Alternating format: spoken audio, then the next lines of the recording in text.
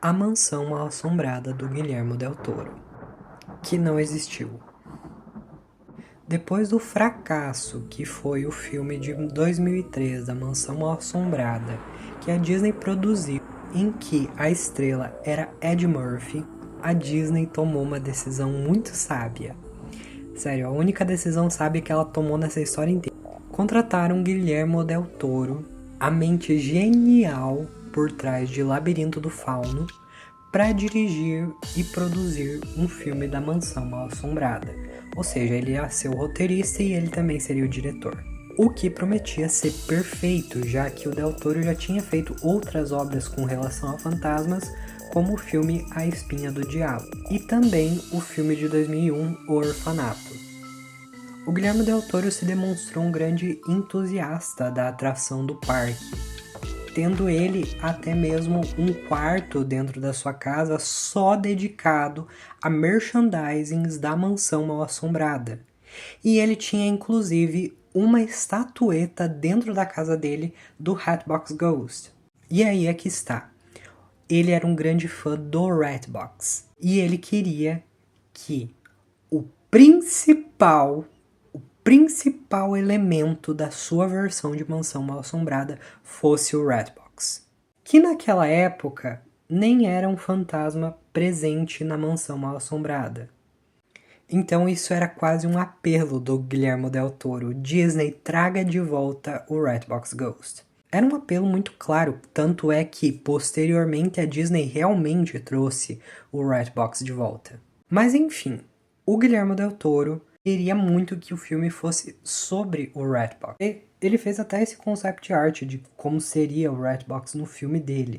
E que o Hatbox seria, segundo ele, uma grande aranha no meio de uma teia de muitas mansões assombradas. Ou seja, provavelmente o Hatbox conectaria a Mansão Mal-Assombrada com outros lugares assombrados. Em teoria, ele conectaria a Mansão Mal-Assombrada com as outras mansões mal-assombradas dos outros parques da Disney. A Phantom Manor, a versão de Tóquio da mansão, a versão do Magic Kingdom. E o Guillermo del Toro deixou muito claro. Tanto é que, por esse concept art, a gente já pode ter uma noção de que o filme seria uma pegada um pouco mais adulta, um pouco mais assustadora.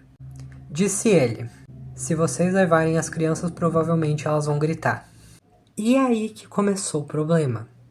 A Disney começou a rejeitar um pouco o projeto do Del Toro quando ele começou a apresentar os roteiros que ele tinha escrito, e a Disney praticamente fez como uma professora que corrigiu um relatório de estágio meu e grifou o negócio inteiro de amarelo. A Disney falou basicamente: não queremos coisas muito assustadoras porque o nosso público é muito jovem.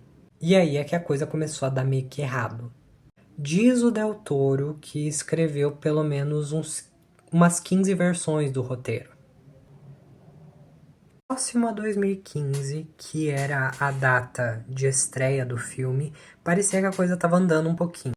O Ryan Gosling teria sido visto com o Del Toro na Disneyland e teria sido especulado como sendo um dos protagonistas, se não o protagonista principal. Doug Jones, que também é o Billy Butcherson de Abracadabra, teria sido escalado para viver o Hatbox Ghost nessa versão. Mas de repente tudo parou, tudo ficou quieto, ninguém mais falou sobre isso, e parecia que a Disney só tinha feito uma piadinha de mau gosto com a gente. O fandom viveu por boa parte do tempo na escura até mais ou menos 2020, quando uma nova proposta de remake foi apresentada. Dessa vez com Kate Dippold no roteiro, e agora sim saiu. Isso. Eu não sei nem como chamar isso aqui. O remake de Mansão Mal-Assombrada, a versão de 2023.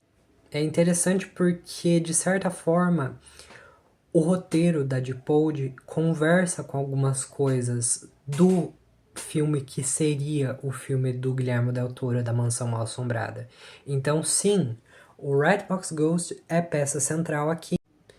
há uma trama sobre o luto que possivelmente seria um dos elementos do arco do Del Toro.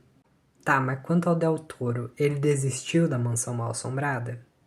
Não. Recentemente, em entrevistas, ele deixou claro que se a Disney chamasse ele, ele faria. E ele pode não ter feito o filme da Mansão Mal-Assombrada, mas ele fez Colina Escarlate, que compartilha muitas semelhanças com a Mansão Mal-Assombrada.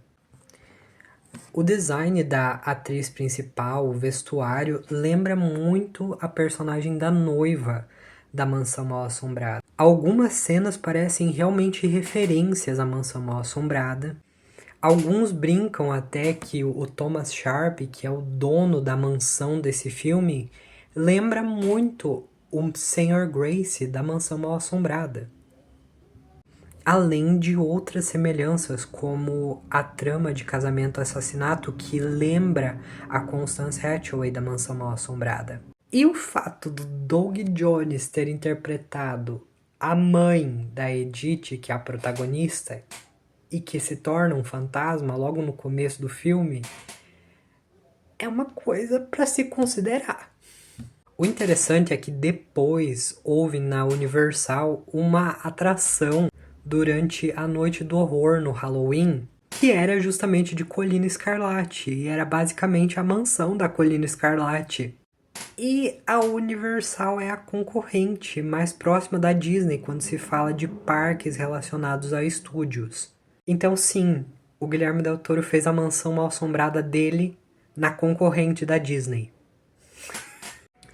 E, na minha humilde opinião, sim, tem muitas semelhanças entre Mansão Mal-Assombrada e Colina Escarlate, mas Colina Escarlate é uma obra original. A gente não pode dizer aqui que Colina Escarlate é o filme da Mansão Mal-Assombrada. Não, é uma obra original. Mas, pensando como fã, eu vejo as semelhanças e eu encaro o filme como se fosse uma versão da Mansão Mal-Assombrada muito mais adulta e com muito mais liberdade enquanto a roteiro, enquanto a realmente liberdade, porque o Del Toro não estava podendo pensar da forma como ele queria o filme, ele estava tendo que pensar como a Disney queria o filme. Também há quem diga que há resquícios do roteiro da Mansão Mal-Assombrada no filme Histórias Assustadoras para Contar no Escuro. E tem aí uma certa semelhança, quer dizer, assim como na Mansão Mal-Assombrada nós somos seguidos até em casa pelos fantasmas, os protagonistas nesse filme são seguidos de uma casa assombrada para suas casas por assombrações. Mas na minha opinião, ele é muito mais um filme com uma casa assombrada do que um filme sobre uma casa assombrada. Mas ainda assim, não posso negar que sim, houveram resquícios aqui. E eu não vou mentir. Eu sonho que algum dia a Disney vai dar o reconhecimento pro Del Toro do trabalho dele e vai deixar ele gravar esse filme de uma vez. Bom, pessoal, por hoje é só. E cuidado com os fantasmas caroneiros. Eles estão doidinhos pra seguir vocês até em casa.